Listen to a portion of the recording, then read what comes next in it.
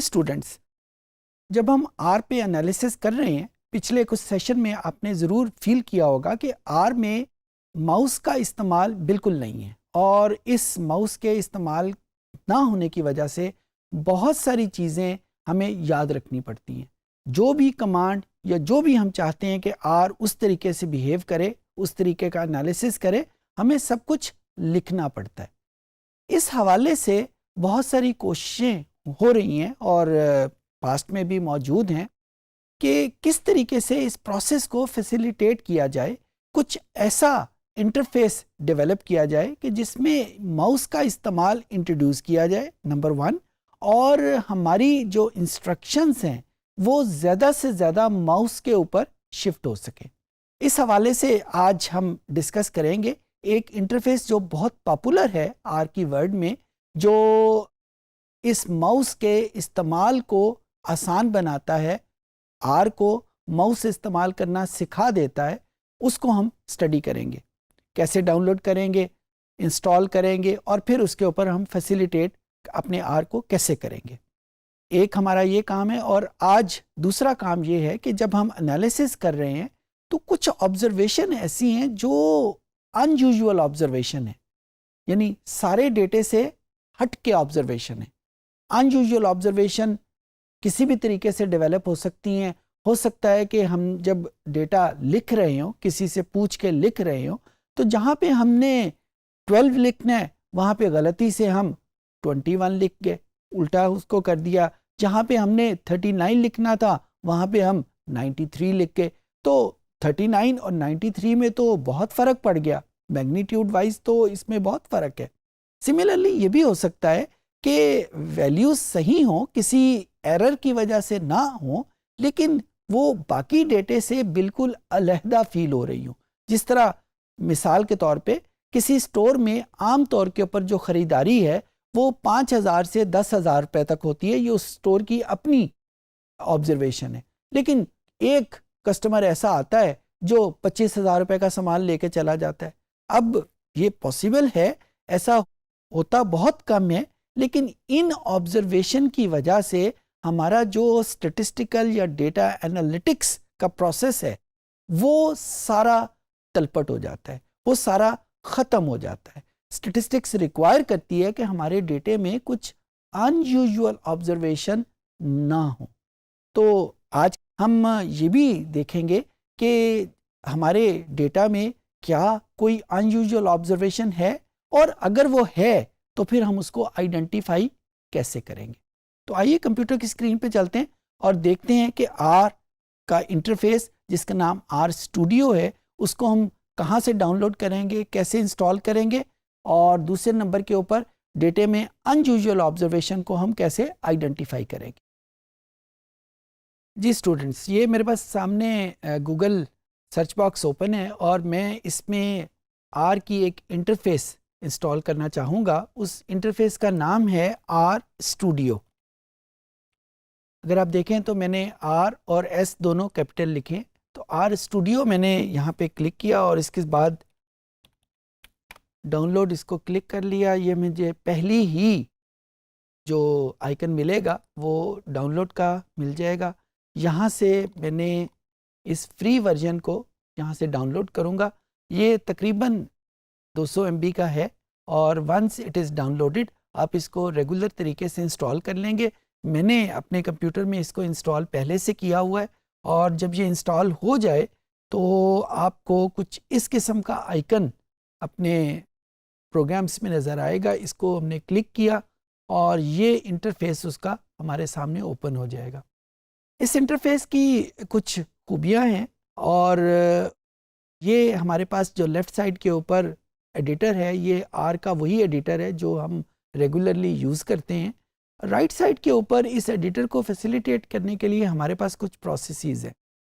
जिस तरह मैंने आपको पहले बताया था कि आर जब हम काम कर रहे होते हैं तो बहुत सारे पैकेजेस इसमें चल रहे होते हैं। अगर आप ये राइट साइड के ऊपर जो बॉटम का जो बॉक्स है उस पर आप देखें, वहाँ पे आपको एक जगह पे पैकेजेस लिखा हुआ नज़र आएगा।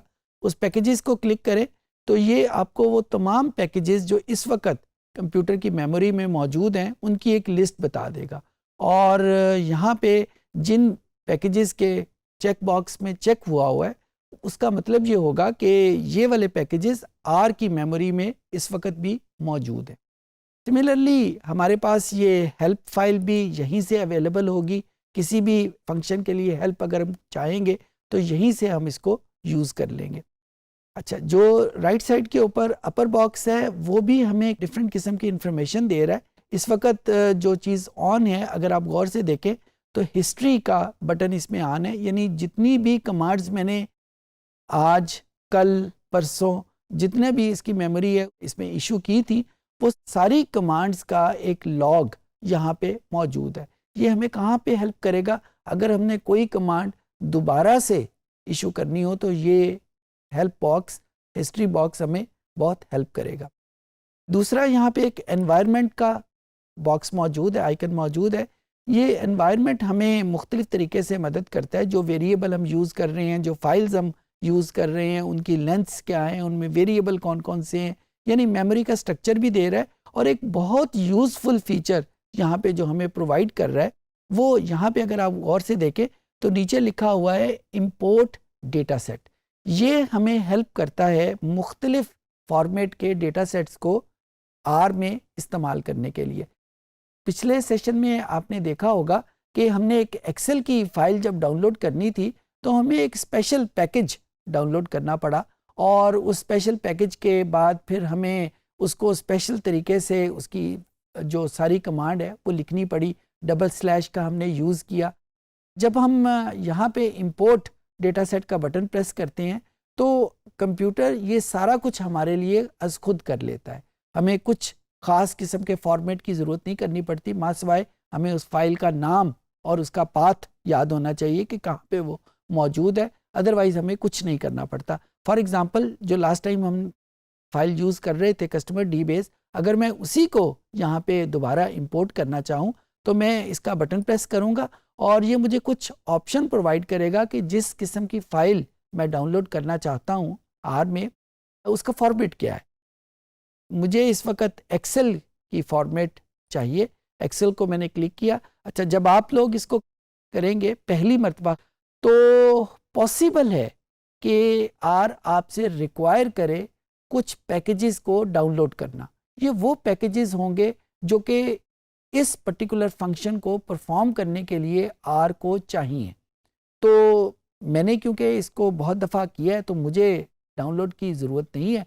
हाँ, पॉसिबल है कि जब आप लोग करें तो ये कुछ पैकेजेस को डाउनलोड करें, तो आपने सिर्फ यस का बटन प्रेस कर देना ताकि वो सारे पैकेजेस डाउनलोड कर ले। ये आपसे वो फ़ाइल का नाम पूछ रहा है, हम इसको ब्राउज़ कर लेते हैं। ब्राउज़ करके मेरे पास वो फ़ाइल जो है वो डाउनलोड में पड़ी हुई है, यहाँ कस्टमर डी बेस की फ़ाइल। इसको मैंने क्लिक किया और depending on the speed of your computer ये मेरे सामने उसको डाउनलोड करके एक उसका स्केच सामने ले आएगा। और वंस आप ये कंफर्म कर लें कि ये फ़ाइल वही है जिसको आप डाउनलोड करना चाहते हैं, तो फिर उसके बाद आप इंपोर्ट का बटन जो राइट बॉटम पे मौजूद है उसको क्लिक करेंगे तो ये ऑटोमेटिकली आपके कंप्यूटर में डाउनलोड हो जाएगी आर में। और ना सिर्फ डाउनलोड होगी बल्कि उसका एक स्केच यहाँ पे मौजूद होगा।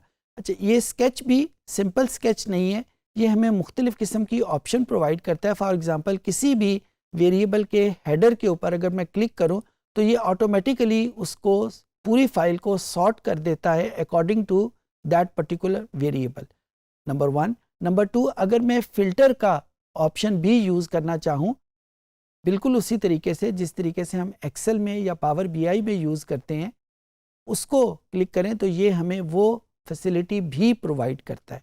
सो इन किस्म के कामों को करने के लिए ये आर स्टूडियो हमारे लिए बहुत हेल्पफुल है। इस वक्त अगर आप देखें तो जो फ़ाइल ओपन है, मैं एनवायरनमेंट के उसमें मौजूद हूँ बॉक्स में, और यहाँ पे कस्टमर डी बेस उसने फ़ाइल का नाम रखा हुआ है और नंबर ऑफ़ ऑब्जर्वेशन ये मुझे बता रहा है, नंबर ऑफ़ वेरिएबल्स मुझे बता रहा है, और फिर जितने वेरिएबल यहाँ पे ओपन है इस मेमोरी को, इस फाइल को ओपन करने के लिए, वो भी मुझे यहाँ पे दिखा रहा है। यहाँ पे एक वेरिएबल इनकम है, उस इनकम में मैं ये देखना चाहता हूँ कि क्या कोई अनयूजुअल ऑब्जर्वेशन मौजूद है या नहीं, जो अभी थोड़ी देर पहले मैंने जिक्र किया कि बाज़ औक़ात डेटा में कुछ अनयूजुअल ऑब्जर्वेशन भी आ जाती हैं, एरर की वजह से भी आ सकती हैं और किसी सिस्टमेटिक प्रोसेस की वजह से भी वो उसमें क्रीप इन कर सकती हैं। तो मैं ये देखना चाहता हूँ कि क्या इस पर्टिकुलर डेटा सेट में कोई अनयूजुअल ऑब्जर्वेशन मौजूद है या नहीं, और कौन से वेरिएबल में, इनकम के वेरिएबल में। जो मैं कमांड यूज़ करूँगा या जो फंक्शन यूज़ करूँगा, बाय द वे इसके एक से ज़्यादा फंक्शन मौजूद हैं इसको देखने के लिए कि कोई अनयूजुअल ऑब्जर्वेशन है या नहीं, और डेटा एनालिटिक्स की ज़ुबान में इस अनयूजुअल ऑब्जर्वेशन को आउटलायर भी कहते हैं, OUTLIER, आउटलायर। तो भले मैं इसको अनयूजुअल ऑब्जर्वेशन कहूँ, भले मैं इसको आउटलायर कहूँ, इसका मतलब एक ही होगा। तो मैं आइडेंटिफाई करना चाहता हूँ कि क्या जो वेरिएबल इनकम है उसमें कोई अनयूजुअल ऑब्जर्वेशन मौजूद है या नहीं। तो उसके लिए मैं यहाँ पे जो कमांड यूज़ करूँगा, एक ख़ास किस्म का प्लॉट है जिसका नाम बॉक्स प्लॉट कहते हैं। बॉक्स प्लॉट लिखा, और अगर आपने इसको फील किया तो जो ही मैंने ये कमांड लिखनी शुरू की, आर स्टूडियो ने मेरी हेल्प के लिए उस स्पेलिंग से मिलती जुलती जितनी भी कमांड्स थी मेरे सामने शो कर दी। ऐसा कुछ आर में नहीं होता। तो ये कुछ एडिड फैसिलिटीज़ है जो आर स्टूडियो हमें प्रोवाइड करता है, और इसी वजह से ये इंटरफेस आर के बजाय बहुत ज़्यादा पॉपुलर है। बैक एंड पे आर ही चल रहा है, लेकिन इसके ऊपर जो स्लाइड है, इंटरफेस है, वो एक ऐसा फैसिलिटेटेड इंटरफेस है कि उससे आर के ऊपर काम करना हमारे लिए आसान हो जाता है। बॉक्स प्लॉट की कमांड हमने इशू की। अब उसके बाद हमने देखना है कि किस वेरिएबल के ऊपर अप्लाई करना है। वेरिएबल के ऊपर अप्लाई करने के लिए मुझे ये देखना है कि मैं उस वेरिएबल का नाम कैसे लिखूंगा। आपको याद ही होगा कि वेरिएबल का नाम लिखने के लिए हम पहले फ़ाइल का नाम लिखते हैं। यहाँ पे फ़ाइल का नाम जो है वो उसने कस्टमर डी बेस रखा है, और ये भी आपको याद हो कि इस फाइल के नाम को ना लिखने के लिए हम अटैच का फंक्शन यूज़ करते हैं कि once we attach any particular data file with R, तो we don't need to write this the name of the file all the time. इसके बाद मैं उस वेरिएबल का नाम लिखूंगा $साइन के बाद, और जो ही मैंने $साइन लिखा तो इसने मुझे वो तमाम वेरिएबल की लिस्ट जो इस पर्टिकुलर डेटा फाइल में है वो मेरे सामने कर दी। ये एक और एडिट फीचर है जो मुझे आर स्टूडियो से मिल रहा है। यहाँ पे मैं इनकम का मैंने वर्ड लिख दिया, और वंस मैंने इसको कंप्लीट किया तो ये मेरे सामने इधर राइट लोअर कॉर्नर में मुझे उसका बॉक्स प्लॉट मिल गया। इसको बॉक्स प्लॉट कहते भी इस वजह से हैं कि इसमें यहाँ पे एक बॉक्स मौजूद है, और बॉक्स के ऊपर ये आपको कुछ डॉट्स नज़र आ रहे हैं। ये बहुत सारे डॉट्स हैं, इतने ज़्यादा हैं कि शायद ये एक पूरी लाइन बन गई है। तो ये सारे डॉट्स जो इस पर्टिकुलर लाइन के ऊपर वाली साइड के ऊपर हैं, वो सारे के सारे अनयूजुअल ऑब्जर्वेशन हैं। उनमें कोई भी ऐसा नहीं है जो लेजिटिमेट या एक ठीक ऑब्जर्वेशन हो। इनको हम आउटलायर भी कह सकते हैं, अनयूजुअल ऑब्जर्वेशन भी कह सकते हैं। अच्छा, दूसरी बात, अब हमें डॉट्स की सूरत में तो ये पता चल गया कि ये अनयूजुअल ऑब्जर्वेशन है। ये कैसे पता चलेगा कि ये कौन से हैं, ये डेटा पॉइंट का नंबर क्या है? उसके लिए मैं एक और कमांड यहाँ पे यूज़ करूँगा, उसका नाम है आइडेंटिफाई। यानी मैं नंबर डेटा पॉइंट्स को आइडेंटिफाई करना चाहता हूँ, और आइडेंटिफाई करने के बाद मुझे यहाँ पे दो किस्म की इंफॉर्मेशन प्रोवाइड करनी है। वो दो किस्म की इंफॉर्मेशन क्या है कि पहले मैं एक्स एक्सिस की इंफॉर्मेशन प्रोवाइड करूँगा, और फिर मैं वाई एक्सिस यानी जिस वेरिएबल के लिए वो डेवलप हुआ है। यहाँ पे क्योंकि सिर्फ एक वेरिएबल यूज़ किया गया है, तो एक्स एक्सिस में हमारे पास इंडेक्स होगा, यानी फ्रॉम 1 से लेकर जितनी भी आखिरी ऑब्जर्वेशन है वहाँ तक हम करेंगे। अगर आप यहाँ पे देखें राइट अपर बॉक्स में, तो मुझे यहाँ पे लिखा हुआ नज़र आ रहा है 5000। तो यहाँ पे एक्स एक्सिस पे 500 ऑब्जर्वेशन है। तो यहाँ पे मैं एक वेरिएबल क्रिएट कर लूँगा, repetition, REP stand for repetition, और 1,5000। ये मुझे एक्स एक्सिस के हवाले से जितनी भी इंफॉर्मेशन है वो दे देगा। अगर मेरे पास कोई ऐसा ग्राफ है जिसमें एक्स एक्सिस के ऊपर कोई वेरिएबल है, यहाँ पे तो वेरिएबल नहीं है क्योंकि एक वेरिएबल के ऊपर मैंने ग्राफ बनाया है। तो जिस तरह लास्ट टाइम हमने कुछ ग्राफ डेवलप किए थे जिसमें एक्स एक्सिस और वाई एक्सिस दोनों के ऊपर हमारे पास वेरिएबल थे, यहाँ पे मेरे पास क्योंकि एक वेरिएबल है तो मैंने एक्स एक्सिस की वैल्यू इंडेक्स के तौर पे लिखी है, और उसके बाद कॉमा, और वाई एक्सिस की वैल्यू हमारे पास आ जाएंगी जिस वेरिएबल के लिए हमने ये ग्राफ डेवलप किया है, और उसका नाम लिखने का तरीका वही है कि मैं पहले फाइल का नाम लिखूंगा और फिर उसके बाद कस्टमर डी बेस, और आगे उसके मैंने वेरिएबल का नाम लिखा, इसको एंटर का बटन प्रेस किया। जो ही एंटर का बटन प्रेस किया तो आप देखेंगे कि आर का जो प्रॉम्प्ट है वो ख़त्म हो गया, और जो ही मैं अपने कर्सर को इस ग्राफ के ऊपर लेके जाऊंगा, एक प्लस का निशान आपके नज़र आएगा। पहले ये प्लस का निशान नहीं था। और उसके बाद सपोज़ मैं इस पर्टिकुलर डॉट को देखना चाहता हूँ कि ये कौन सी ऑब्जर्वेशन है, तो मैं इस डॉट के ऊपर प्लस को रख के इसको माउस की मदद से क्लिक करूँगा। उसके बाद दूसरे नंबर के जो मैंने करना है उसको क्लिक किया। जितने भी पॉइंट्स को, जितने भी डॉट्स को मैंने आइडेंटिफाई करना है, उनके ऊपर मैंने इस प्लस के निशान को रख के माउस की मदद से क्लिक कर लेना है। और उसके बाद जब ये प्रोसेस मुकम्मल हो जाए तो यहाँ पे देखें एक फिनिश का बटन लिखा हुआ है। इस फिनिश को क्लिक करेंगे तो इस पर्टिकुलर ग्राफ के ऊपर उन डेटा पॉइंट्स के नाम लिखे जाएंगे, और यही डेटा पॉइंट्स जो हैं ये आपके पास यहाँ पे इसके एडिटर में भी लिखे जाएंगे। ये ऑब्जर्वेशन नंबर हैं।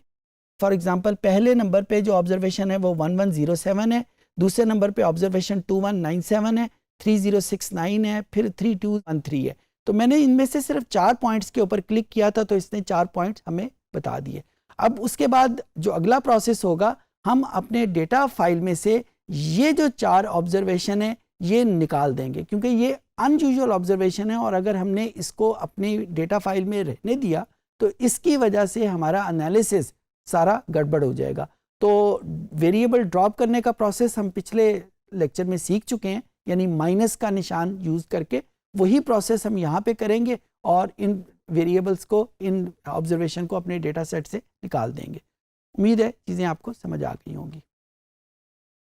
इस लेक्चर में आपने देखा कि हम आर स्टूडियो को कैसे इंस्टॉल करते हैं। आर स्टूडियो प्राइमरीली आर के प्रोसेस को आसान करने के लिए डेवलप किया गया है, और आपने देखा कि इसमें बहुत सारी ऐसी फैसिलिटीज़ मौजूद हैं जिसमें हम माउस को इस्तेमाल करके अपने आर की फंक्शनिंग को आसान कर लेते हैं।